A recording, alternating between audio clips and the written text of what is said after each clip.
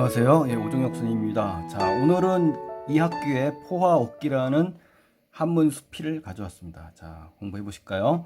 제목이 좀 낯설죠? 포화옥기라는 것은요, 박 넝쿨로 둘러싸인 집에 대한 글이란 얘기입니다. 아셨죠? 포화옥기라고 주석이 달려서 나왔네요. 시험에. 핵심 정리해 보시면요. 주제는 이제 자신이 처한 삶의 조건에 만족해야 된다. 그리고 이 안본지족의 삶을 살아가자. 뭐 이런 것이 이제 주된 내용이 되겠습니다. 그리고 깨달음을 주는 그런 교훈적인 성격이 강하고요. 철학적인 이야기입니다. 그리고 예시를 들어주는 일화를 얘기해주는 예화적인 성격의 글입니다. 아셨죠?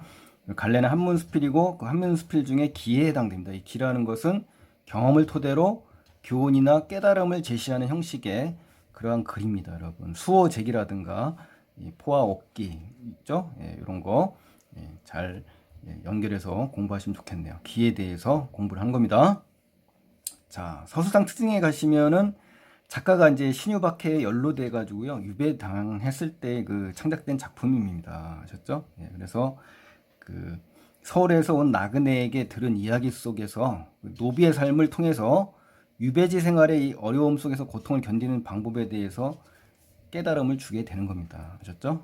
그래서 나가 현실에 만족하지 못하는 삶의 모습이라든가 또 여관집의 노비가 현실에 만족하는 모습이 서로 어때요? 서로 완전히 그 대조 대비가 되고 있죠. 반대되는 삶을 살고 있죠. 그래서 운명에 순응하고 주어진 삶에 만족하는 안본이족의 삶을 추구하자라는 작가의 의도가 깔려 있는 겁니다. 또 나그네는 어때요? 자신의 직접 경험이라든가 여관집 노비를 관찰한 모습 등을 바탕으로 여기 나오는 작가에게 어때요? 교훈을 전달해 주는 겁니다. 아셨죠? 자, 내용 한번 보실까요?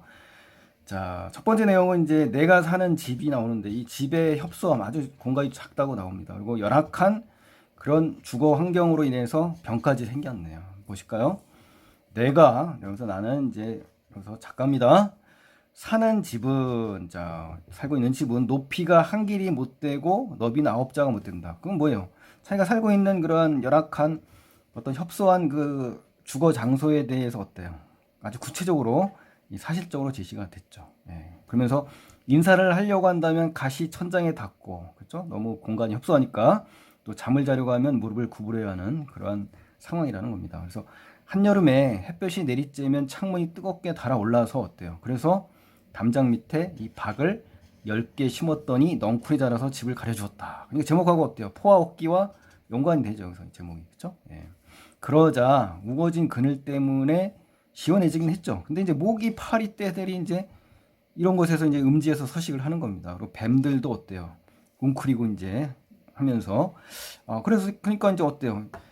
임시방편이죠. 결국은 뭐예요? 근본적인 해결책을 하지 못하고 또 다른 문제가 발생했죠. 그러니까 임시방편, 임시변통, 미봉책, 하석상대, 윗돌 빼서 아랫돌 괴는 거, 윗돌 아랫돌 괴는 거, 고식지게, 언발의 오줌 누기라든가 죽은 자식 나이 세기 뭐 이런 거거든요. 이런 것들이 전부 뭡니까? 임시방편, 근본적인 해결책이 아니라 결국 또 다른 근본 문제를 맞게 되는 거잖아요. 그렇죠? 그래서 근본적인 문제가 해결된 게 아니에요. 그래서 어두운 밤에 자주 일어나서 등촉, 등불과 촛불을 들고 마당을 살펴보았어요. 근데 가만히 있으니까 피부가 가려워요. 긁느라고 너무 힘들어. 그리고 이리저리 움직이면 쏘아대는 것이 너무 두려워요. 그렇죠? 모기 파리떼들이 있다고 하잖아요. 그리고 이를 걱정하고 신경 쓰느라고. 그러니까 이거 한자로 뭐라고 하냐면요. 노심초사, 전전긍긍이라는 단어가 있습니다. 그래서 이거 연결 지으면 참 좋겠습니다, 여러분. 소갈증. 자, 병도 생겼대요. 소갈증이라는 것은 갈증 때문에 이제 물을 많이 마시고요. 그러다 보니까 오줌을 많이 넣겠죠. 그렇죠? 그래서 몸은 야이게 되고 병이 생긴 겁니다. 소갈증. 그래서 심해지고 증세가 이제 심각해지면서 가슴도 막힌 듯이 너무 답답하다 이거예요. 그러니까 어떻습니까? 그 마당에 넝쿨을 심어가지고 어떻습니까? 그늘에 의해서 시원할 줄 알았더니 어떤 일이 벌어졌어요. 두렵고 답답하고 그렇죠? 이러한 현상들이 생겨서 결국은 유배 생활 이 사람이 이제 유배 생활 한다고 보기에 나와 있죠. 참고사항에 그래서 유배 생활의 어려움과 고통 이걸 이야기하고 있습니다. 아셨죠? 자, 두 번째 이제 내용을 가보시면은 서울 손님이 이제 어린 시절에 이제 체험과 경험담을 이제 작가에게 들려줍니다. 그래서 신분에 따라 잠자리에 차별이 있는 여관방에 대한 이야기를 첫 번째로 제시를 해줍니다. 보실까요?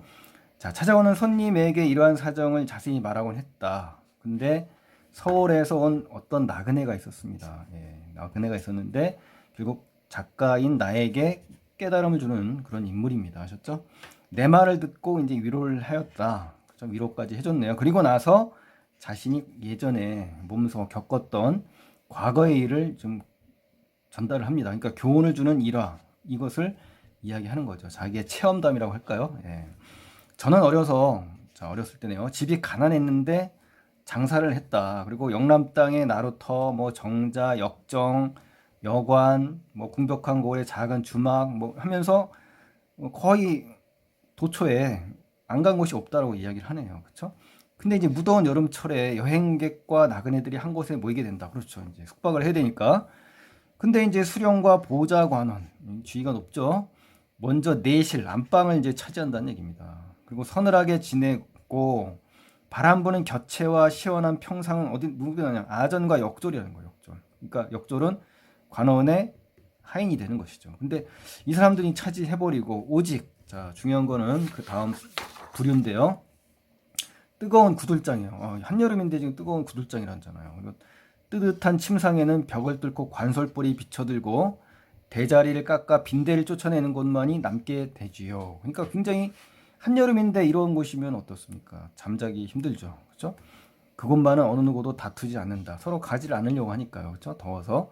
그래서 우리네 같은 사람들은 뭐예요? 신분이 낮은 계층들이죠. 장사치나 신분이 낮은 이런 계층들이죠. 이 밤을 묵고 지내는 곳이랍니다. 라고 이야기를 합니다. 아셨죠? 예. 그리고 이제 세 번째에서도 계속 경험담을 이야기해 줍니다. 다른 사람이 견뎌하기 힘든 것도 잘 견디며 편안하게 생각하는 여관집 노비에 대해서 이제 이야기합니다. 여관집인데 여관집 노비에 대한 이야기를 이어서 하는 거예요. 그런데 여관집 노비가 있는데 이와 다릅지요. 그러니까 완전히 다르다. 그러니까 뭔가 다르다는 얘기는 이 여관집의 노비의 행동을 보면 이제 나올 수 있겠죠. 뭐가 다른지. 때가 잔뜩 낀 지저분 얼굴, 그렇죠? 예. 그리고 부지런히 근면하네요. 소처럼 말처럼 분주히 바쁘게 오감의 일을 하죠. 그러니까 근면하다는 얘기네요. 지나다니는 사람들에게, 자, 행인들에게 빌부터 뭐 구걸이나 동냥이라고 할 수가 있겠네요. 그렇죠? 아침 저녁을 해결하니 버려진 음식도 달게 먹는답니다. 그러니까 이 생활에 어떤 불평 불만 없이 잘 적응하는 인물이네요. 그렇죠? 예. 그 사람은 여관집 노비죠. 취하여 배부르면 눕자마자 잠이 들고 우리 애들이 예전에 견디지 못하는 것들을 그 사람은 어때요? 오히려 그걸 편안하게 여긴대요. 그리고 마치 비유를 하는데 비유죠. 쌀쌀한 날씨 속에서 신선한 방에서 잠자듯 한다는 거예요. 그러니까 굉장히 적응을 잘하고 있다는 거죠. 그렇죠? 예.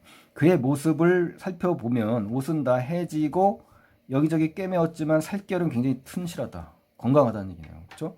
그 특별한 재앙을 겪지 않고 재앙이라는 거는 사고나 재난을 얘기하는 겁니다. 그래서 천수라는 건 이제 타고난 운명을 얘기하는 겁니다. 천명이라고도 하는데 이 타고난 수명을 누리고 있다. 그러니까 결국은 적응을 잘하고 특별한 병이나 아픔 없이도 고통 없이도 잘 생활하고 있다라는 것을 말하고 있습니다. 그러니까 우리 일반 사람들이 생각하는 삶과는 완전히 다르죠. 특히 작가하고도 굉장히 대비되고 대조된다는 의미로 나옵니다. 마지막 문단 보실까요? 여관집의 노비의 이야기에서 이제 깨달음을 주려고 하는 겁니다. 이러한 그 이야기 속에서 결국은 서울에서 온 나그네가 작가에게 깨달음을 준다는 내용입니다. 그러니까 중요한 단락은 바로 이 4단락입니다. 여러분 아셨죠? 여기에 총력을 다하셔야 되는 겁니다. 이것은 다른 이유 때문이 아니다. 그 사람은 여관집 노비죠. 자기가 사는 곳을 여관으로 생각한다. 여관집 노비지만 여관으로 생각하는 거예요. 그러니까 이 여관의 의미는요, 잠시 들렀다가 다시 떠나야 되는 이 세상을 상징하는 겁니다. 아셨죠? 지금의 삶을 본래 정해진 운명이라고 여긴다. 그러니까 정해진 운명이라고 여긴다는 건 뭐야? 긍정적으로 생각한다는 얘기잖아요. 그러니까 운명에 순응하고 안본지족의 삶을 살아가는 그러한 인물이다라고 긍정적으로 본 겁니다. 아셨죠? 예. 그래서 온갖 걱정과 근심으로 자기 마음을 상하게 하는 일도 없다. 그죠? 끙끙거릴 필요도 없고 탄식할 필요도 없다는 거예요. 기운 빠질 일도 없다는 얘기죠. 그래서 재앙을 특별히 겪지 않고 천수를 누릴 사람이다라는 그 이유를 얘기하는 겁니다. 그러니까 천수를 누릴 수 있는 그 이유가 여기 제시된 겁니다. 아셨죠? 예.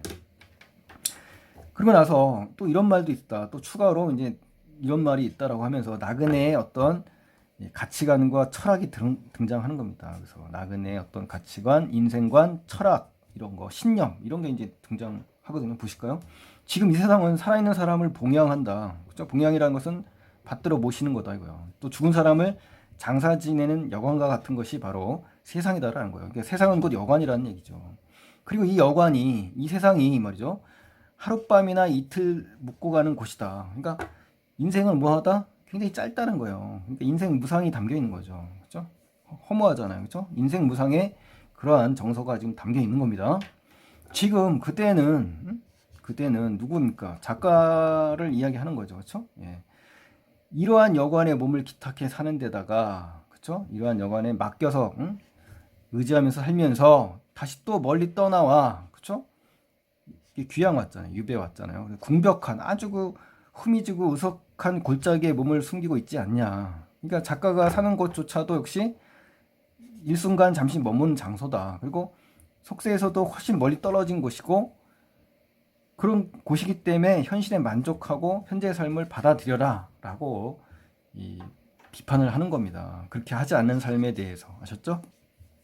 이것은 여관 중에 여관이다. 이 말은 뭐냐? 이 세상 전체를 얘기하는 겁니다. 그러니까 머물고 있는 셈이다 이거예요. 그러니까 이 세상 전체에 머물고 있는 셈이니 저 여관집 노비는 일자무식하다. 그러니까 까막눈이다 이거예요. 까막눈이고 난 놓고 기억자도 모르는 목불식정한 사람이다 이 말이에요. 아셨죠? 무식하다 이거잖아. 그렇지만 그 여관을 여관으로 여긴다. 그러니까 중요한 겁니까? 여관을 여관으로 당연히 뭐 하는 겁니까? 여긴다는 거죠. 생각을 한다는 거죠.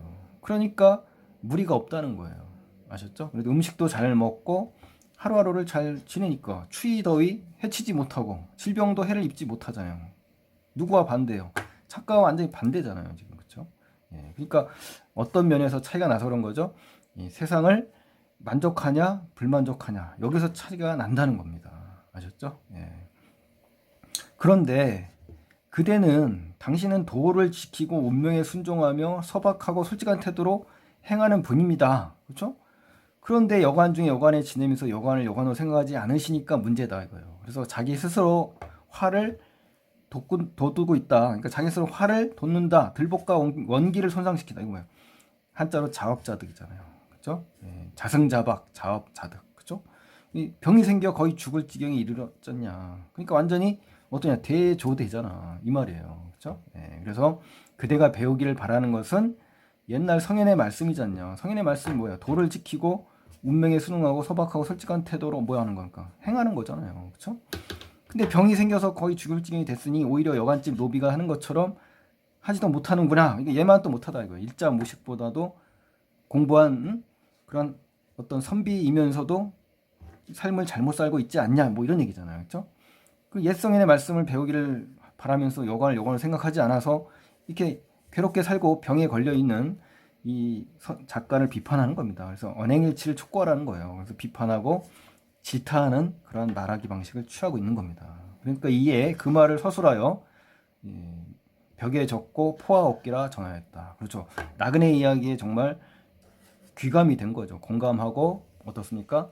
나그네 이야기에 귀감이 되고 공감이 돼서 그 깨달음이 마음에 온 겁니다. 그걸 명심하기 위해서 작가가 또 오래 간직하기 위한 삶의 태도를 삼기 위해서 적은 겁니다. 이 글을요. 아셨죠? 그러니까 이 글을 쓰게 된 뭐가 나온 거죠? 배경과 취지, 목적이 나온 거잖아요. 이 글을 쓴 동기가 나온 거고요. 그래서 이 글을 쓰게 된 동기나 목적이 제시된 겁니다. 아셨죠? 이렇게 해서 오늘 그 고전수필 기에 대해서 이제 공부를 했습니다, 여러분. 그래서 다른 장르와 같이 묶여서 나오는 거 이런 거에 좀 익숙해지셔야 되고요. 혹시 질문이 있으면 댓글로 남겨주시고요. 도움이 되셨다면 좋아요 버튼 눌러주시면 고맙겠습니다. 감사합니다.